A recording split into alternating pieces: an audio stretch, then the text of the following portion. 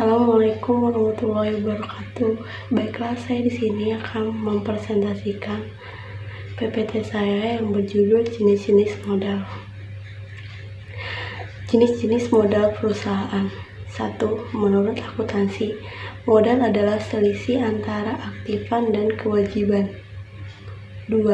Menurut pendekatan hukum, modal adalah dana yang ditanamkan pada saat perusahaan didirikan. Tercatat pada akta. Modal aktif neraca menunjukkan modal menurut bentuknya di sebelah debit dan modal menurut sumbernya di sebelah kredit.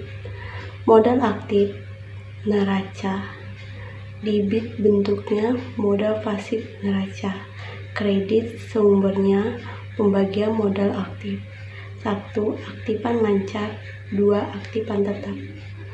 Berdasarkan fungsi bekerjanya, aktifan modal aktif dibagi menjadi 1. Modal kerja working capital. 2. Modal tetap fixed capital asset. Modal kerja adalah jumlah keseluruhan aktifan lancar. Perbedaan modal kerja dan modal tetap. A. Modal kerja lebih fleksibel. B. Susunan modal kerja relatif variabel. C. Perputaran modal kerja relatif pendek.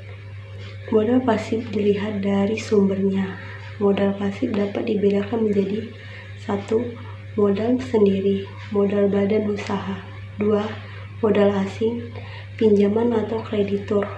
Modal sendiri adalah modal yang berasal dari dalam perusahaan itu sendiri. Pemilik saham, simpanan, cadangan, laba. Modal sendiri sebagai penjamin bagi modal pinjaman. Modal asing, modal pinjaman adalah modal yang berasal dari kreditur dan merupakan hutang. Kewajiban bagi perusahaan. Jenis-jenis modal. Modal asing. Hutang. 1. Hutang jangka pendek. 2. Hutang jangka menengah. 3. Hutang jangka panjang.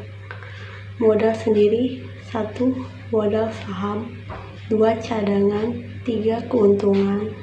Hutang jangka pendek kurang lebih 1 tahun. 1. Kredit rekening koran. Kredit yang diberikan oleh bank dengan batas plafon tertentu yang tidak diambil sekaligus tetapi sesuai dengan kebutuhan. 2. Kredit dari penjual. Tender kredit. Kredit yang terjadi jika penjualan secara kredit. 3. Kredit dari pembeli. Kredit yang diberikan kepada perusahaan sebagai pembeli buyer dari pemasukan supplier. 4. Kredit wesel. Dalam surat promise atau notice payable. Surat pengakuan hutang yaitu kesanggupan untuk membayar sejumlah uang tertentu pada saat tertentu. Hutang jangka menengah 1-10 tahun terolah dibayarkan dengan angsuran tetap selama periode pinjaman. Leasing.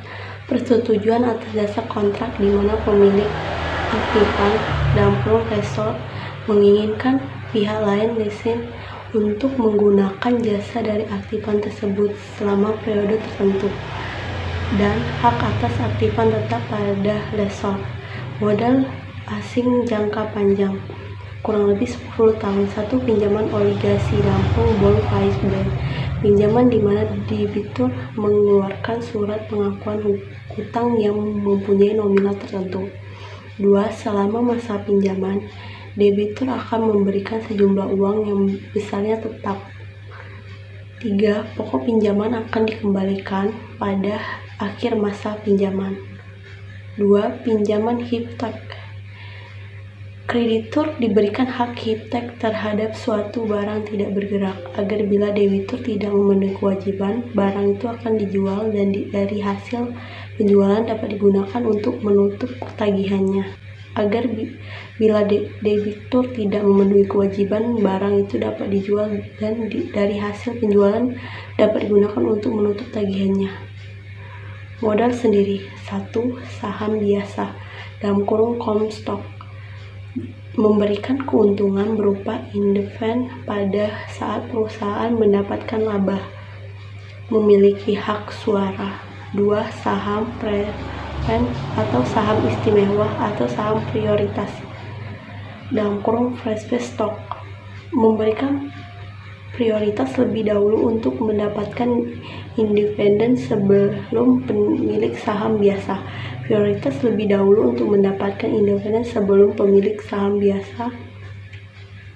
Prioritas mendapatkan kekayaan saat likuidasi, tidak memiliki hak suara. Sumber modal internal, keuntungan yang ditahan, penyusutan modal eksternal, bank, supplier, perusahaan, leasing, pasar.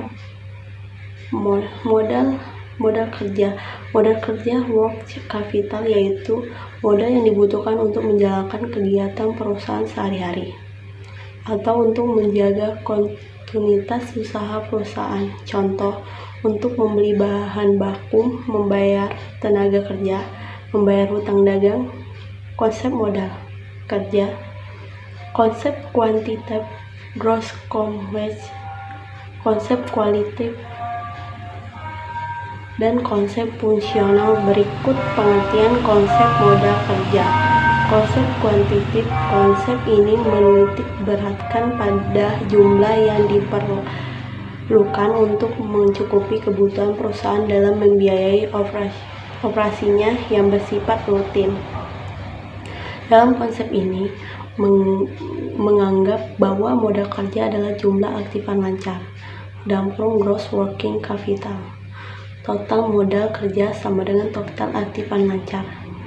Konsep kualitatif, konsep ini menitik beratkan pada kualitas modal kerja. Dalam konsep ini pengertian modal kerja adalah kelebihan aktifan lancar terhadap hutang jangka pendek.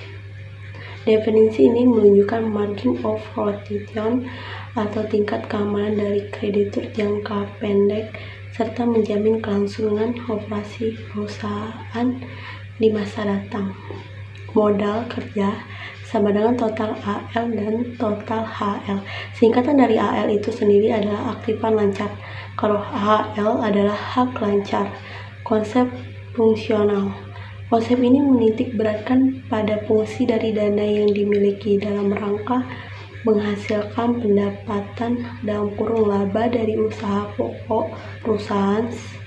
Semua dana yang dimiliki perusahaan pada dasarnya digunakan untuk menghasilkan pendapat, tetapi tidak semuanya dana itu menghasilkan laba periode ini.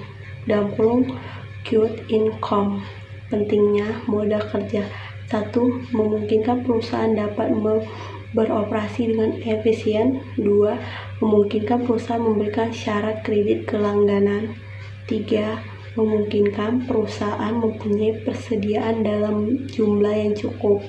4. Memungkinkan perusahaan dapat memenuhi kewajiban tepat waktu.